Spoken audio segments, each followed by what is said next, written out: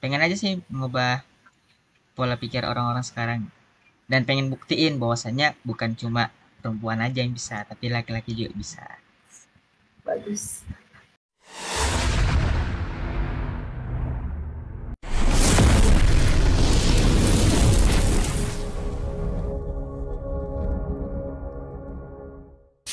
Hai, Hai.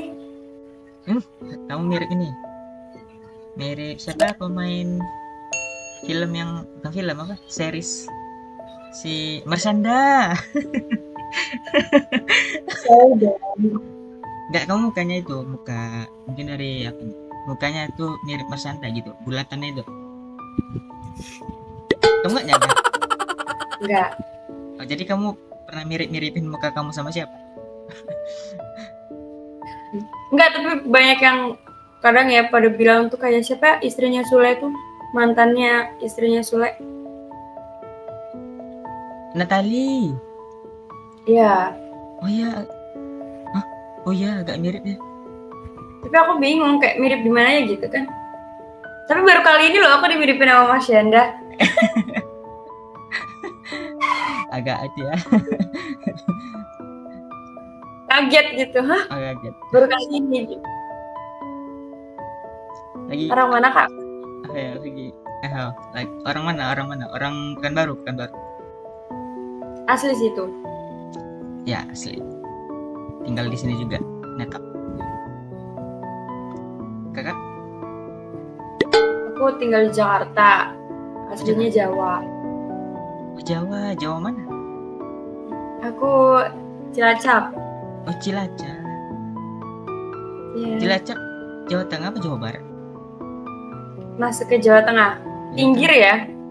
Tapi udah masuk ke Jawa Tengah. Iso bahasa Jawa. Bisa. Sedikit. Oh, sedikit, sedikit. Jadi kalau ngomong Iya. biasanya pakai bahasa apa kalau di rumah? Pakai bahasa Jakarta. Bahasa Jakarta tuh gimana sih? Maksudnya? Ya kayak gini. Kayak Oke, gini. kayak gini, kayak gini. Ya. Di Jakarta tuh kalau orang ngomong tuh lebih ke apa gitu yang buat dia tuh menonjol gitu. Ini pasti dia orang Jakarta gitu. Kayak gitu. Kayak mana ya? Cara mengetahuinya Kalau gitu. kalau anak muda lihat aja kan biasanya dia ngomong kayak gue lu gitu. Oke. Cuma itu Di doang. sini kita kalau kita di Jakarta terus ada pendatang gitu. Hmm. Kita bisa tahu dia pendatang apa enggak tuh dari cara ngomongnya kayak kalau gue lu pasti dia orang Jakarta kan. Kadang kalau yang pendatang itu ngomongnya masih aku kamu gitu. Oh iya, iya. Paham, paham. Berarti umumnya kayak gitu ya. Ya, kalau yang aku nilai ya.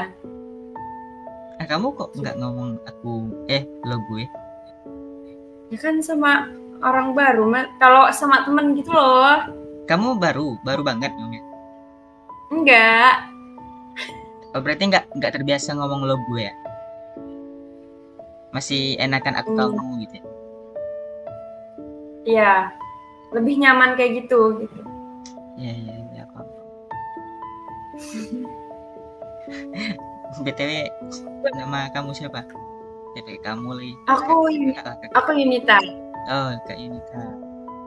Ya, Kak Yunita, apa kegiatannya hari biasanya? aku kuliah aja sih. Oh, kuliah. Semester berapa? Semester 1. Oh, baru. Iya, tapi profesi. Profesi? D3 maksudnya? Enggak, S1-nya udah selesai. Cuma ngambil pendidikan lagi setahun. Oh, gitu.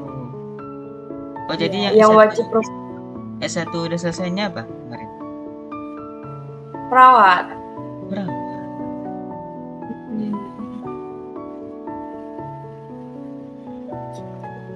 Gimana pas apa namanya? Kakak waktu sebelum masuk kuliah gitu ya? First impressionnya pas baru masuk itu apa gitu? Sesuai dengan ekspektasi nggak? Oh, waktu pertama kali masuk kuliah. Ya, maba-maba gitu. Baru masih bisa Apa ya? Temennya sih ya beda banget sama waktu SMA. Oh teman. Kalau SMA kan kayak masih mikirin main, kayak gitu-gitu kan. Kalau SMA kan kita kan, kalau kuliah itu kan kita temenan nggak sama yang seumuran doang. Betul. Ya kan, jadi pikirannya tuh beda banget sama waktu SMA. Kalau SMA kan kita pikiran kan sama semua kan, karena seumuran semua. Oh iya. Jelas. Oh kakaknya kegiatannya apa? Saya kuliah juga, kuliah. Oh, semester berapa? Semester 5. Wow, dikit lagi dong mau nyusun. Ya. Jurusan apa kak? Jurusannya ini, guru PAUD. Oh apa ya? PIAUD ya? Iya, betul. Kok tahu? Soalnya temenku ada yang ambil jurusan itu. Wah iya. Hmm. Kakak nggak kepingin masuk PAUD? Seru tau. Oh iya, tapi kayak gitu kan harus kreatif kan? Ya, betul. Kayak harus mencari segala sesuatu tuh dijadiin mainan buat anak gitu. Oh, berarti kakak sering sharing sama kawan soal itu. Ya, Nah, jadi apa lagi yang kakak tahu selain itu? tentang PIAUD itu. Apa ya? Kalau yang dari aku denger ya, keluhan temen aku ini, dia tuh suka apa ya? Kayak suka kehabisan pikiran gitu loh. Ini gue mau bikin apa lagi ya, kayak gitu. Oh, kehabisan ide. Pengen Iya maksudnya. pengen nambah inovasi tapi nggak tahu mau apa. Iya gitu. Apalagi waktu kemarin dia ngambil judulnya kan, bingung apa gitu.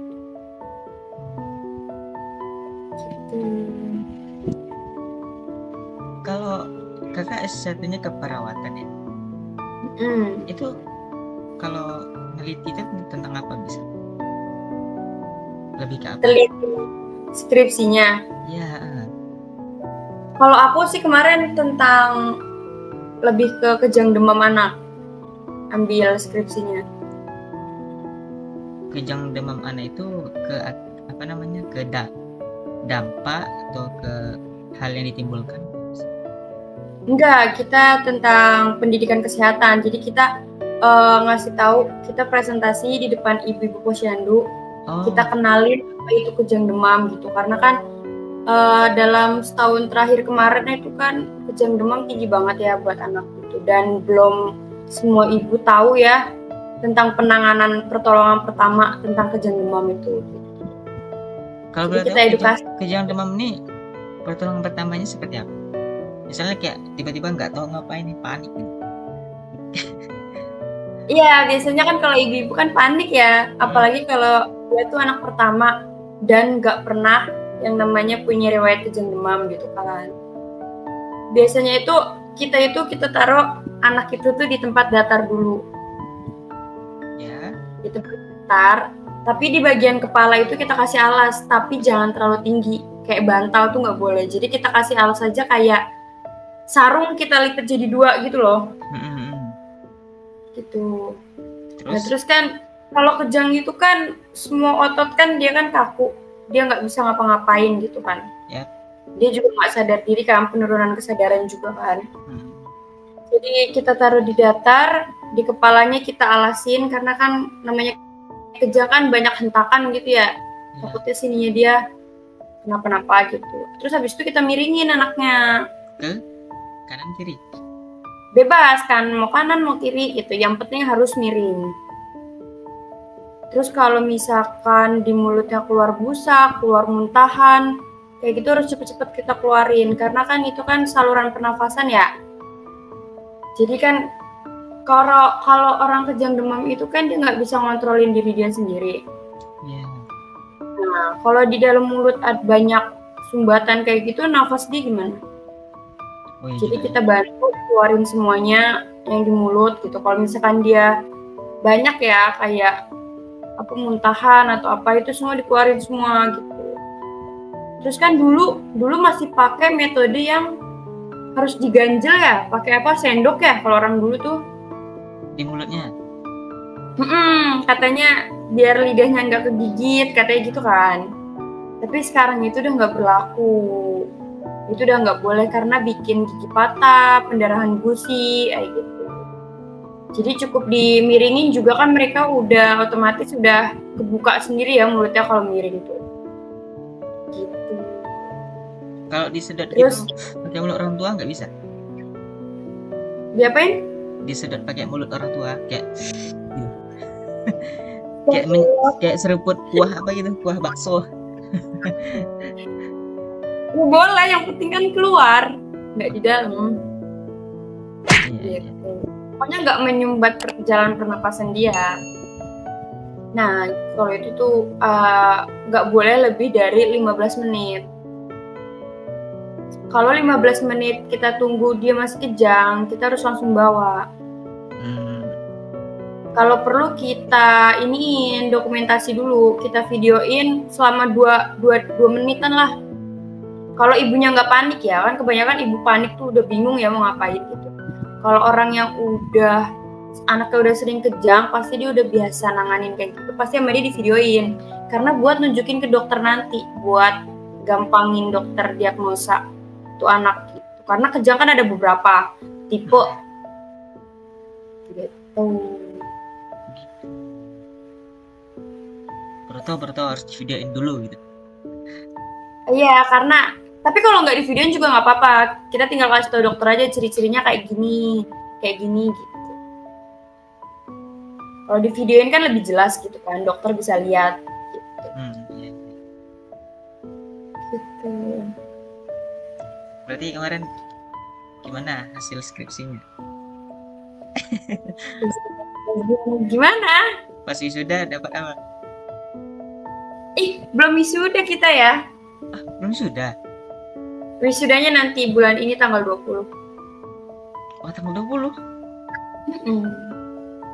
Berarti selama nunggu wisuda ngapain?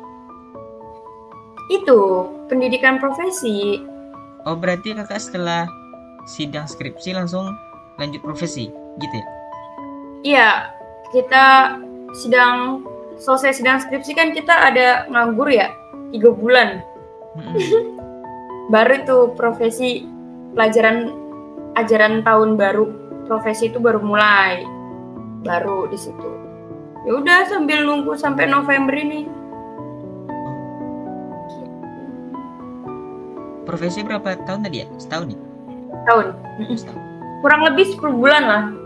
Setelah itu kakak dapat apa nanti? Sertifikat profesi? Iya. Betul. Supaya bisa ngelamar di rumah sakit. Karena kalau cuma dengan ijazah S1, rumah sakit nggak ada yang mau terima. Bukannya guru juga kayak gitu ya? Iya, betul. Kok ada profesinya kan? Ada. Kalau PIAU tadi juga gak? Ada, udah diterapkan. Terus ada niat mengambil profesi? Kayaknya belum, mau lanjut S2 nanti. Betah ya belajar. Asik. Betah banget ya. Pengen juga gitu. Kayak kan kebanyakan orang mindsetnya tuh kenapa bisa laki-laki harus ada di jurusan kepiaudan gitu, ya kan? Iya. Rata-rata tuh perempuan gitu. Iya. Itu jadi pertanyaan aku juga tau. Kan malah pengen ngangkat judul itu. Apa ya istilahnya? Kenapa? Pengen nanti ngangkat judul terkait hal itu. Judul penelitian. Tapi kalau di kita nanti harus ngambil judul penelitiannya yang lebih pada perkembangan anak. Seperti itu. Pengen aja sih mengubah pola pikir orang-orang sekarang dan pengen buktiin bahwasannya bukan cuma perempuan aja yang bisa, tapi laki-laki juga bisa.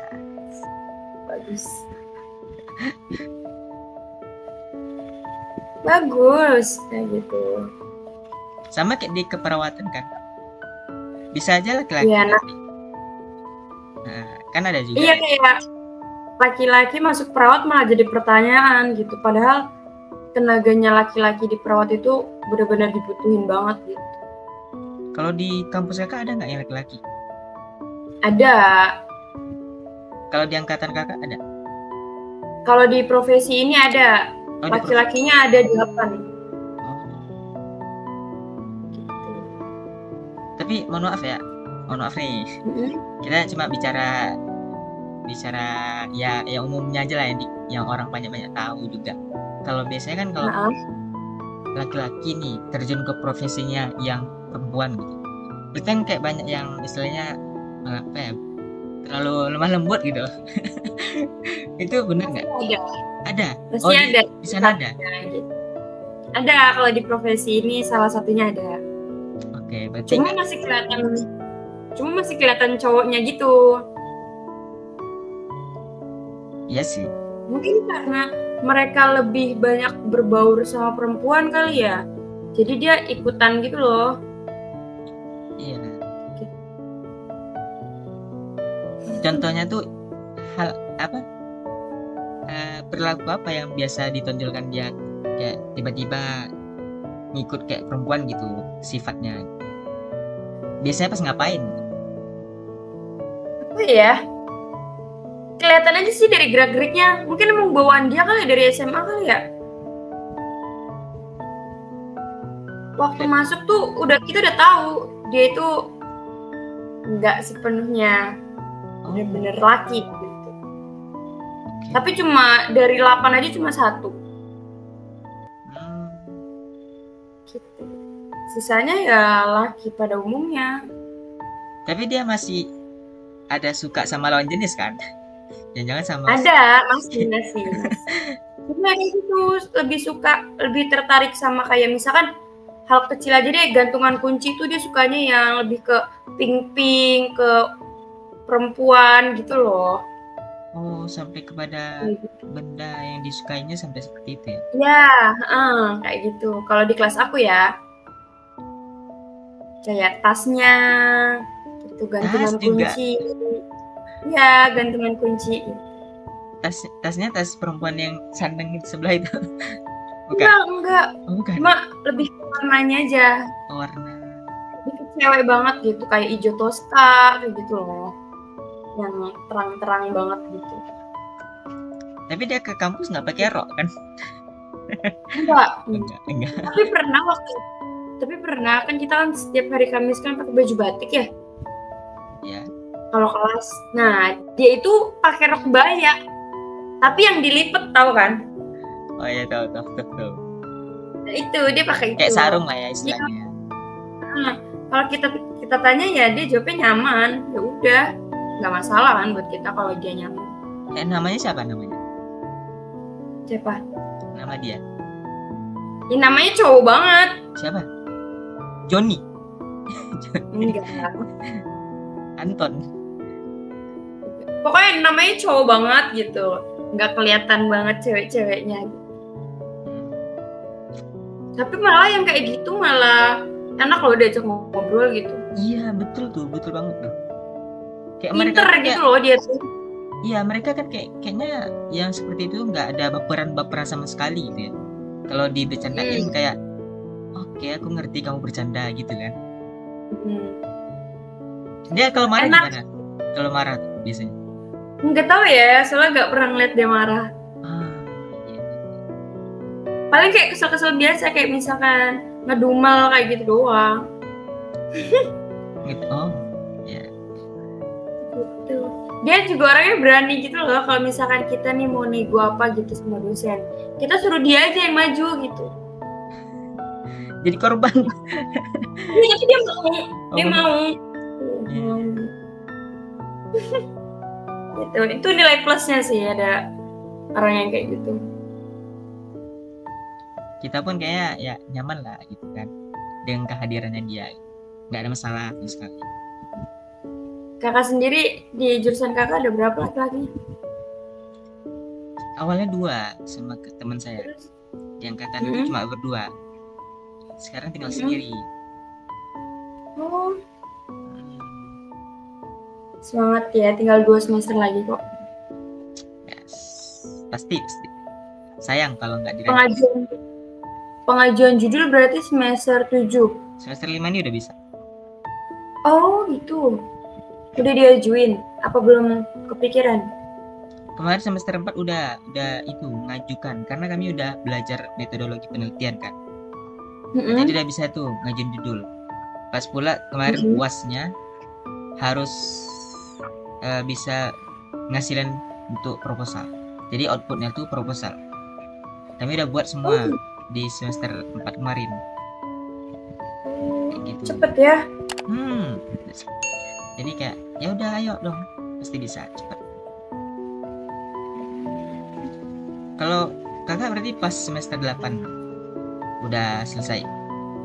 Iya, enggak. Jadi semester 8 awal ya. Semester paling awal tahun ini baru ngajuin. Sidang? Awal tahun baru.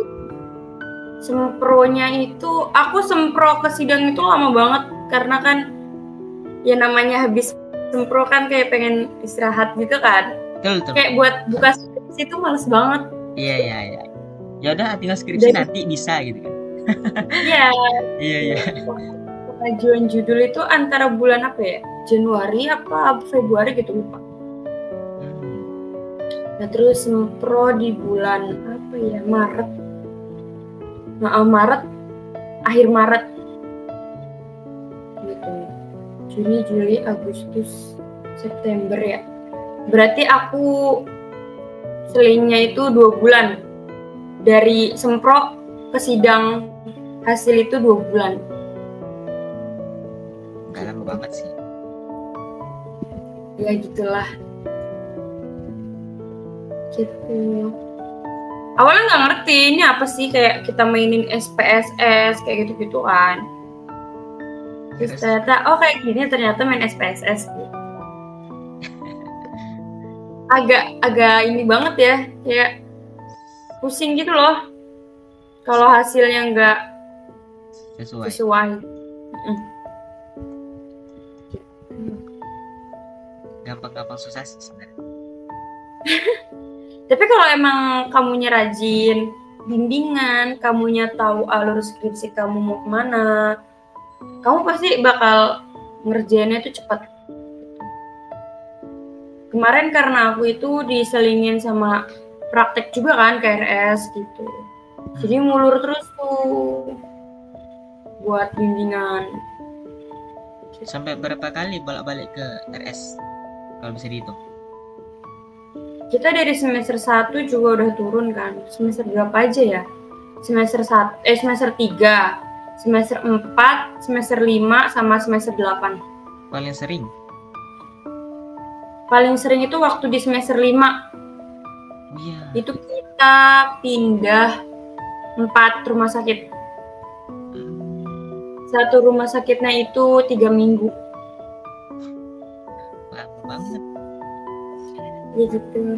Itu kakak kayak cuma ngelihat doang si dokter lagi praktiknya atau gimana?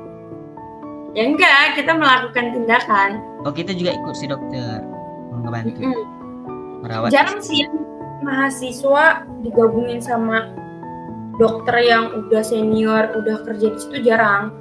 Jadi kita lebih ke sama perawatnya. Senior gitu. Tergantung kita tuh ke situ lagi stase apa. Misalkan semester 3 itu kita lagi belajar tentang kebutuhan dasar perawat, kebutuhan dasar manusia gitu. Kita harus lengkapin personal hygiene-nya. Ya udah, berarti di sana itu kita melakukan tindakan kayak memandikan, kayak gitu lebih ditargetin gitu. Kalau untuk kayak masang infus kayak gitu boleh cuma sekali 2 kali gitu. Jadi kita lebih banyak ke personal hygiene gitu. Jadi tergantung kita turunnya tuh pelajaran apa gitu. Gitu. Seru nggak? Gimana sih rasanya? Seru sih, cuma pusing ya. Kalau untuk belajar, enakan lebih ke praktek daripada belajar. Kita lebih suka langsung ke rumah sakit dibanding materi terus.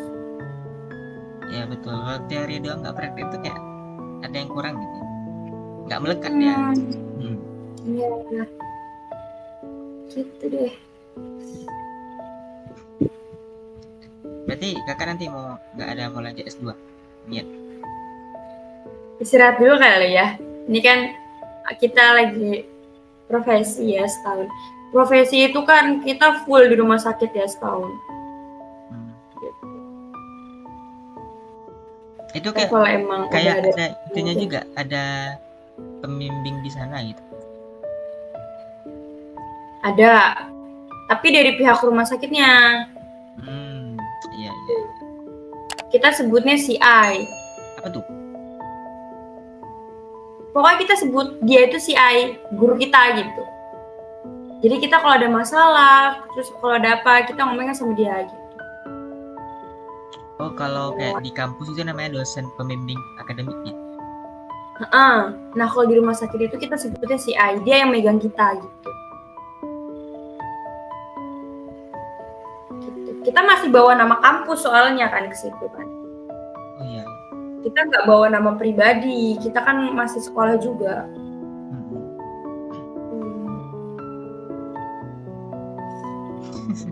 Lebih banyak ke shock ya. Shock.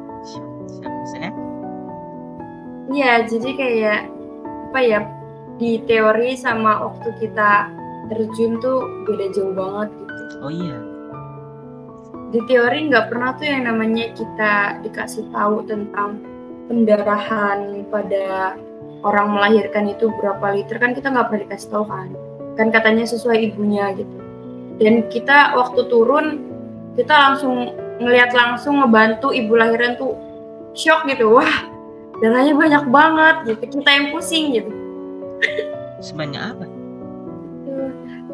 Sebanyak mana ya? Itu bisa kali ya sampai lantai-lantai, walaupun udah ditaplakin pakai apa sih kalau kita sebutnya tuh kayak apa ya, yang kayak pempes tapi dia bisa manjang.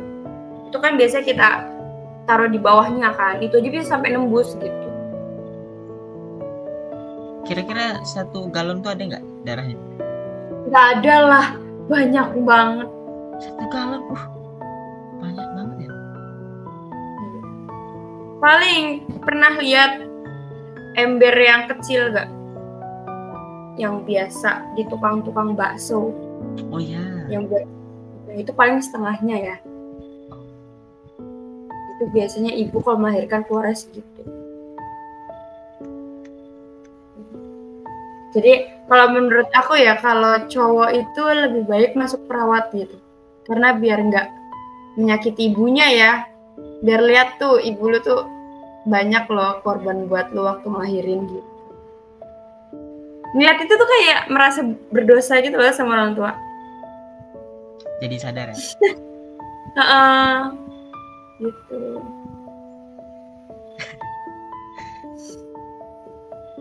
Terus juga banyak pasien yang udah lansia, tapi dia ngurus semuanya sendiri. Gitu. Kalau ditanya anaknya kemana gitu, pasti dia bilang kerja gitu.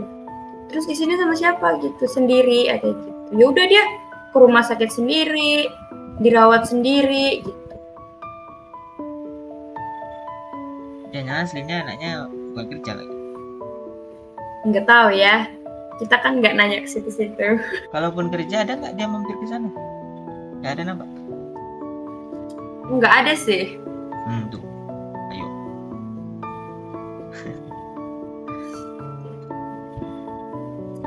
Ya gitu deh.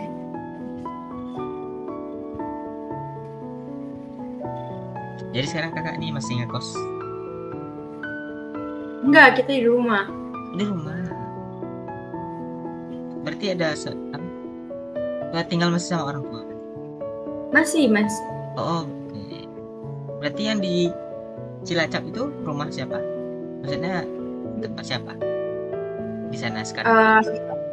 Bapak. Tapi bapak kakak ikut juga ke sekarang di Jakarta? Iya, aku di sana cuma numpang lahir doang kayaknya. Oh, di sana cuma numpang lahir, numpang brojol doang. Iya, gedenya di sini. Oke. Berarti dari SD sampai kuliah di sini, di Jakarta maksudnya? Iya. Kita di sana aku cuma sampai umur 4 tahun ya. Waktu mulai TK baru kesini ke Jakarta.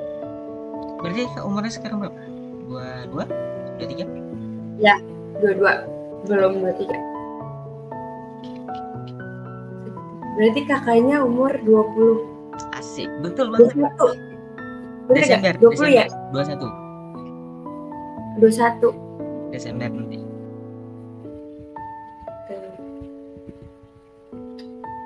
Jadi hal pertama kakak milih untuk masuk ke perawatan itu apa? Dari orang tua atau udah dari pribadi? Oh, nengokinnya begini itu keperluan nanti.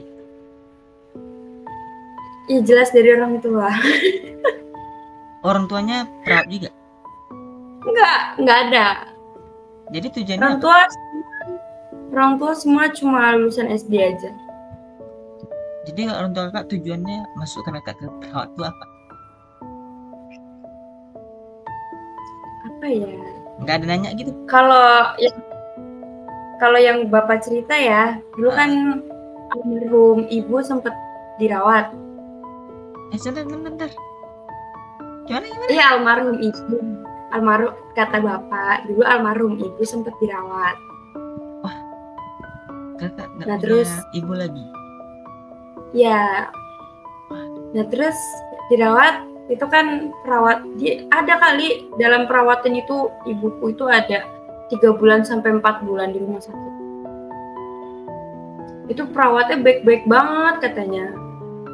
Sampai waktu di rumah sakit itu udah nggak ada stok donor darah, kantong darah itu, sampai mereka itu minta nomor ibuku buat di-share kalau misalkan ada kantong darah yang golongan dia itu, buat ngebantu dia gitu, di-share sampai di grup-grup katanya gitu. Sampai di-share kemanapun ke teman-teman sejawat perawat mereka katanya gitu. Terus ibuku bilang ke ayahku kayak kapan ya gitu, semoga anak kita nanti kalau yang perempuan bisa jadi perawat gitu, karena kerjaannya tuh mulia banget katanya gitu, kerja yang nggak nyari duit doang katanya gitu, kerja yang nyari pahala juga kayak gitu. Akhirnya semua anak perempuannya dimasukin ke kesehatan gitu.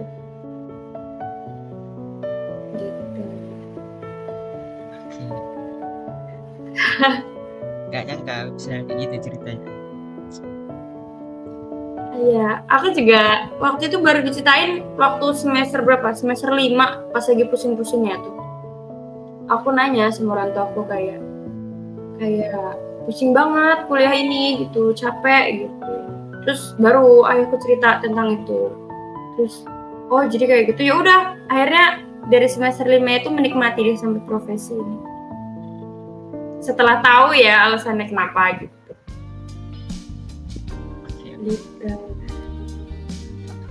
Berarti malah bahkan kakakku udah sampai lulus baru tahu alasannya ini gitu. Kakak anak keberapa? Aku anak ketiga. Dari 5. Semuanya perempuan? Enggak. Oh enggak. Ini kan aku ada ibu sambung ya. Oke. Nah, dua anak terakhir itu dari mama yang sekarang. Ya, tapi masih satu bapak. Iya. Nah, 3 orang itu dari ibu yang pertama. Itu perempuan semua? Enggak, yang pertama perempuan, yang kedua laki-laki, yang ketiga kan aku. Terus yang keempat laki-laki, yang kelima perempuan. Perempuannya 3, laki-lakinya 2. Gitu. Sekarang abangnya kakak itu masuk ke jurusan apa kalau kuliah? Enggak, dia nggak kuliah, dia milih jalannya sendiri. Soalnya ditawarin kuliah nggak mau. Oh gitu. Ya udah, akhirnya kakak, aku sama adikku yang cowok kuliah. Gitu. Kalau ada yang kecil kan masih SD ya. Kelas berapa deh? Yang paling kecil kelas 5 SD.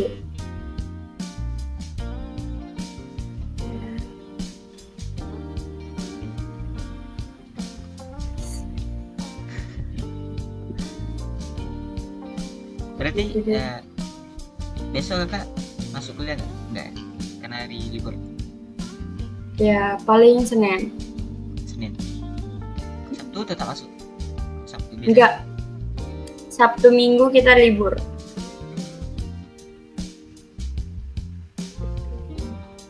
Kalau di sana apa ya? Kayak jam kuliah tuh namanya SKS ya? Masih sama nggak? Kalau profesi ini kita nggak kelas ya. Kita kan full di rumah sakit. Tapi yang waktu di S1 yang di sebelum maksudnya SKS gimana tuh? Oh nggak tahu ya. SKS tuh kayak iya tahu, cuma pertanyaannya apa gitu? Enggak, pertanyaan itu berarti masih sama kayak di universitas lain gitu. Kalau saya kan di di UIN kan kayak SKS gitu sebutannya. Kalau di sana juga masih SKS? Iya, masih kok. Per mata kuliah berapa SKS gitu kan? Betul. Masih kok. Kalau di sana satu SKS-nya berapa? Berapa apanya? Menit. Satu SKS. 1 jam 45 menit. Satu SKS? Iya. 1 jam 45 menit.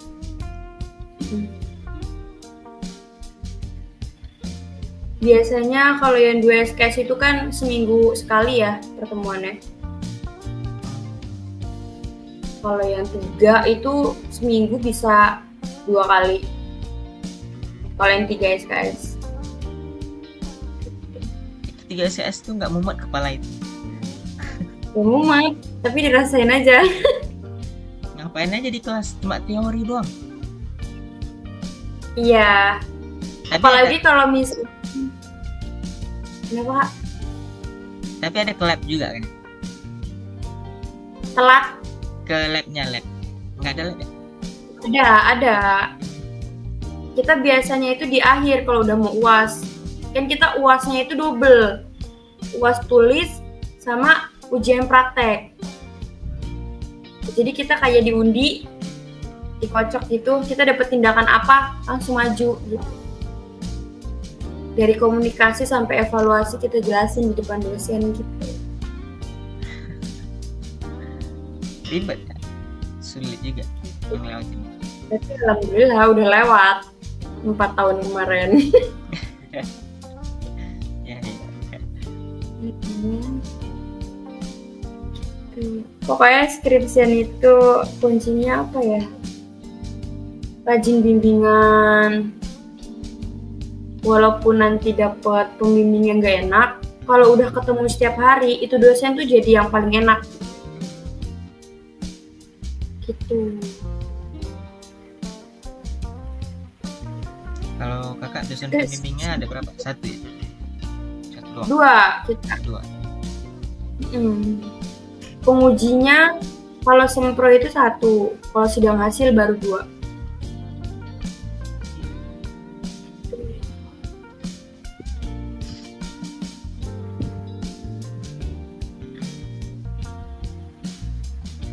Jadi udah pokoknya yang rajin-rajin aja gitu.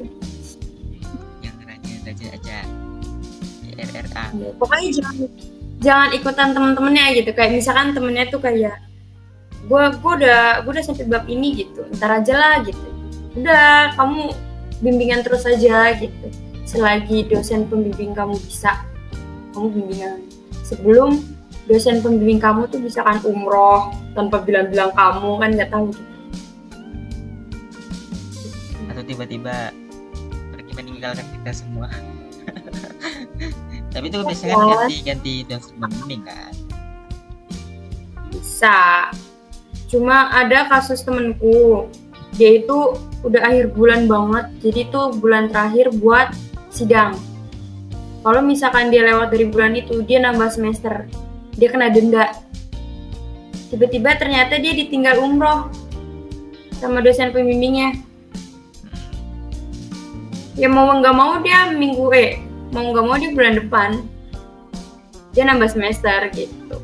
Wah. Makanya jadi selagi bisa hari itu ya udah hari itu aja, nggak usah nunggu besok.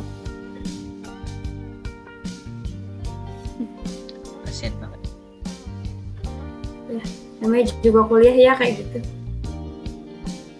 Di PHP-in juga sering kan? Aduh, ngomong PHP bu. Kakaknya udah sering di PHP-in. Kayak kita yang minta waktu dia. Ya kan kita yang butuh. Iya sih. Cuma kan dia juga butuh kita. Iya. Kalau kitanya nggak ada, dia mau ngajar siapa? Emang dia bakal masuk absennya? Oh, dia pakai absen juga? Iya, kalau dosen itu biasanya ada absennya. Kalau di kampus aku ya, jadi kita ada penilaian buat dosennya juga. Hari ini masuk apa enggak tuh kita ada penilaian buat dosen. Gitu.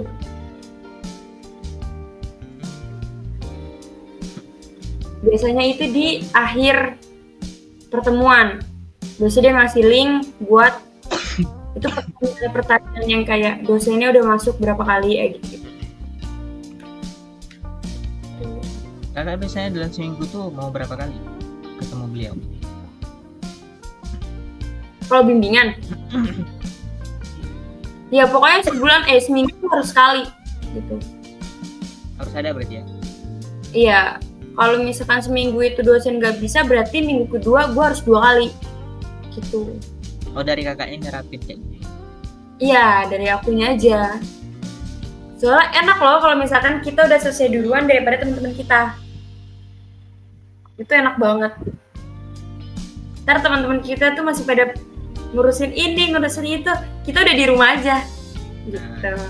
Kita tinggal datang teman kita sidang, kita nggak usah ngurusin apa-apa lagi, udah tinggal ngurusin toga kayak gitu.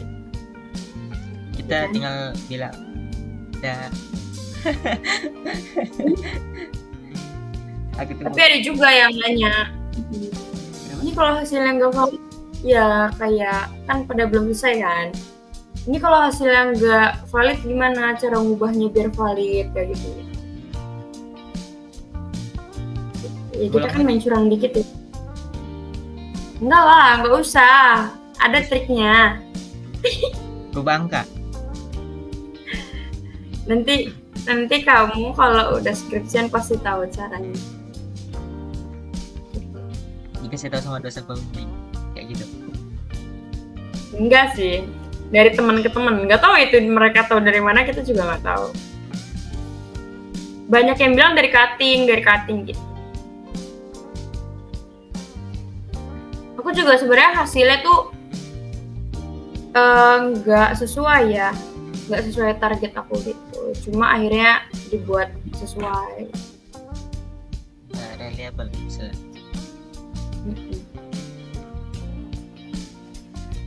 Jadi ya pintar. Sebenarnya sidang itu nggak serem loh. Kalau yang di pikiran kakak tuh sidang kayak gimana?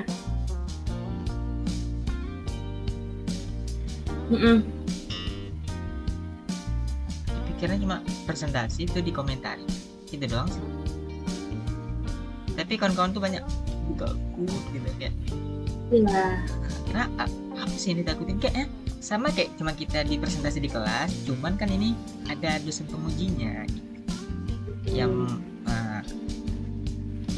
ya mungkin itu di situ mereka takutnya dosen pengujinya udah profesor doktor gitu-gitu loh. Iya. Lebih kritis kan. Beda sama dosen ketika masuk di kelas kayak ya udah ini kan baru belajar gitu. Kalau ini kan enggak. Ini udah kita hasil dari kita meneliti. Kalau yang pengalaman aku ya, sempro sama sidang hasil itu kayak lebih deg-degan di sempro. Kenapa? Mungkin karena pertama kali ya, jadi kayak lebih deg-degan ke sempro aja. Ntar habis itu waktu sidang hasil ngolos aja gitu loh. Aku waktu sidang hasil tuh nggak ada deg-degannya, karena udah pede sama skripsi aku tuh. Gitu. Paling kalau sidang hasil ya, yang ditanyain itu kayak abstrak gitu, isinya abstrak apa aja gitu, dan kakak itu harus jelasin dari definisi sampai hasil kan. Pokoknya yang sesuai dengan deskripsi deh, itu kakak jelasin ulang tuh ke dia, terus ditanya hasilnya gimana gitu. Terus kesulitan kemarin waktu penelitian apa dan solusi kamu gimana gitu. Itu aja sih mereka nanyanya, karena kan udah dipertanyakan waktu semproan yang lain-lainnya. Jadi di situ mereka cuma nanya itu doang. Udah 40 menit. Berarti dosen penguji di sempro sama di skripsi itu sama terus di sidang? Iya sama. Kan kalau sempro itu kan, kalau aku ya, sempro itu kan satu ya pengujinya. Nah nanti waktu sidang hasil, yang kedua ini yang baru, yang kita nggak tahu siapa gitu. Yang satu tetap itu. Iya lah, yang kedua itu kan ada kayak notulennya gitu. Gitu. Mereka baik kok. Kalau kita misalkan nggak sesuai apa yang dia mau tuh jawaban kita, pasti dibenerin sama mereka. Nggak sesuai? Maksudnya di luar ekspektasi si dosen jawabannya?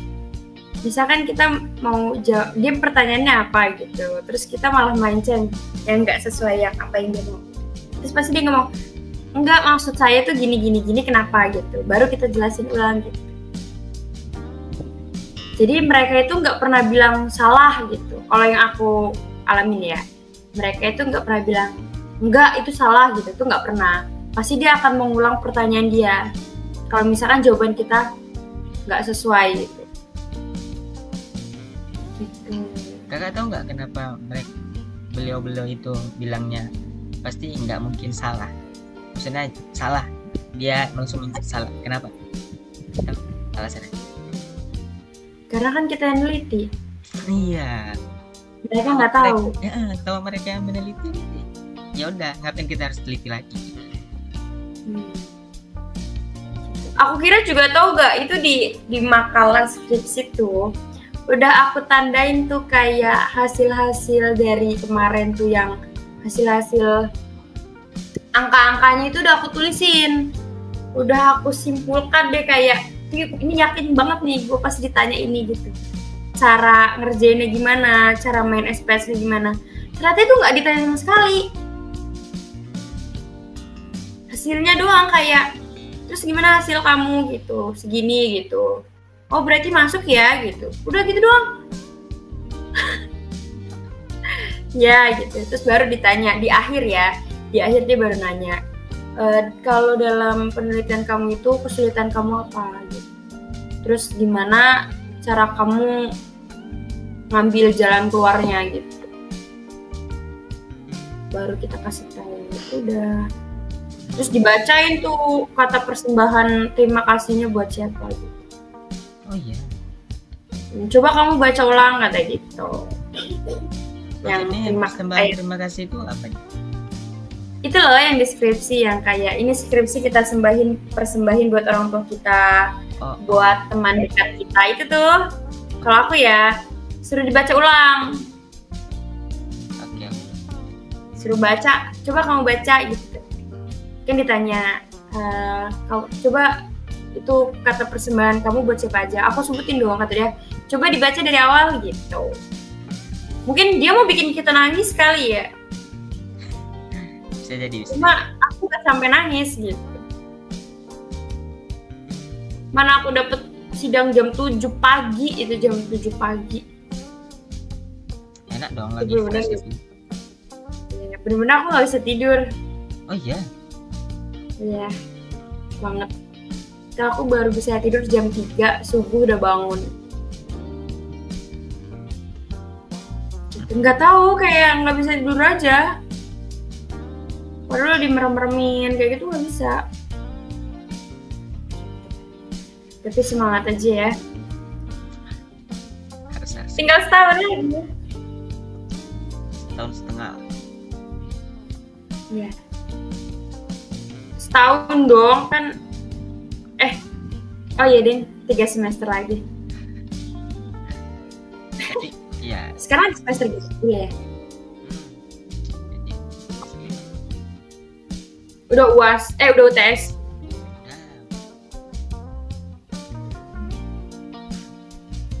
Kita malah baru UTS. Oh di kampus Akak. Itu baru UTS kemarin hari ini Sabtu pagi. Oh kalau profesi berarti tetap ada UTS, ada UAS gitu ya? Ada, walaupun kita seharian di rumah sakit full gitu ya, tetap ada UTS, tetap ada UAS gitu. Itu nggak ada tulis lagi, langsung praktek aja? Iya, paling bimbingan dosen datang gitu ke rumah sakit, bukan kita yang ke kampus, tapi dosen yang ke rumah sakit nyamperin kita gitu, gimana perkembangan kita gitu, tugas-tugasnya gimana gitu. Itu kayak harus buat laprak juga? Ya, laporan itu setiap per minggu 1 gitu. Dan harus ada kasus kelolaan 1.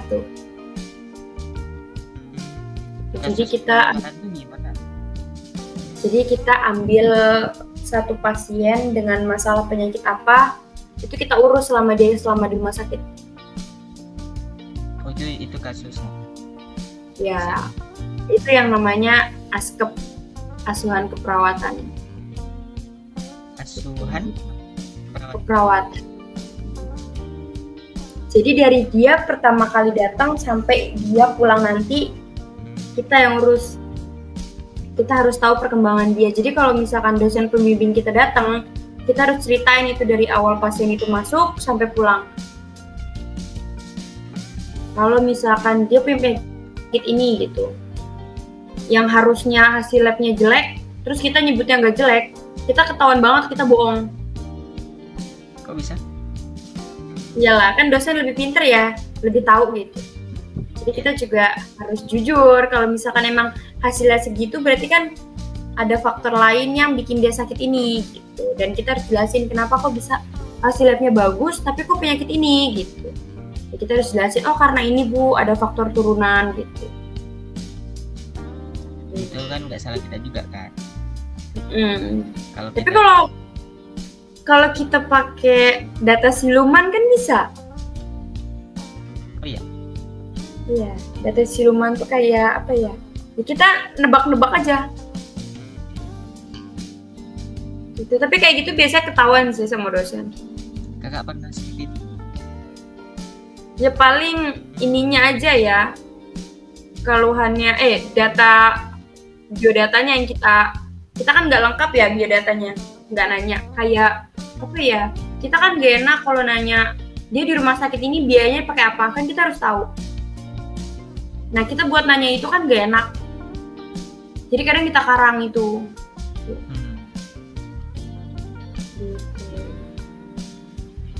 Nggak ada masalah itu? Nggak ada.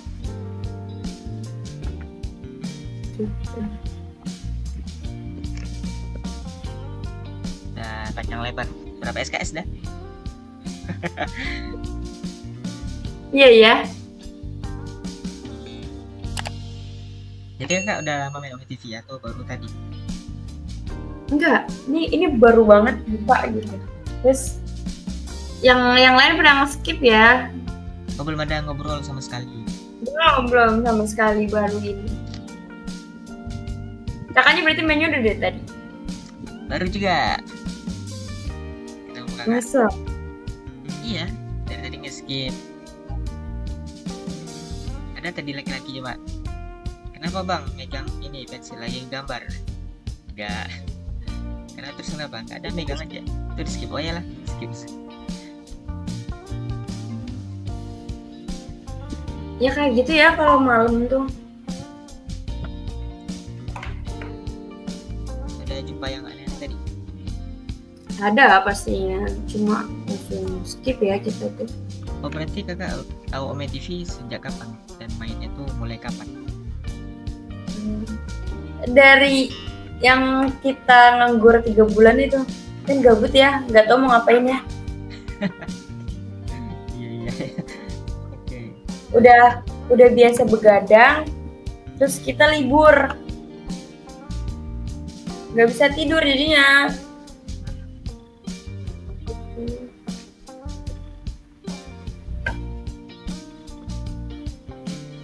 Nama kakak siapa tadi, lupa? Yunita. Yunita.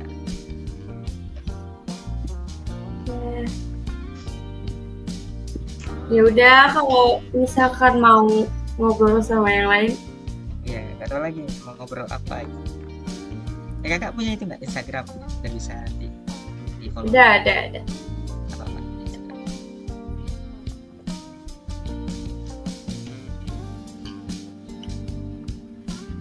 Nanti kita kalau terjadi apa-apa dengan atau besok udah nikah punya anak, nggak tahu nih apa penyakitnya. Jauh banget ya pikirannya. Oke. Nanti kalau apa ada yang mau ditanya kan enak ya. Oke, Kak Yunita. Makasih Kak ya sharing. Dadah. Bye. Ya. Iya Kak. Asik. Jadi gitu guys. Jadi dia tuh perawat.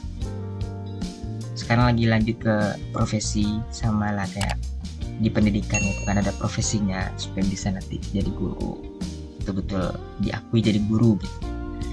Ya seru sih. Jadi sharing juga kan terkait ternyata begini loh di keperawatan. Oke, next kita lanjut lagi.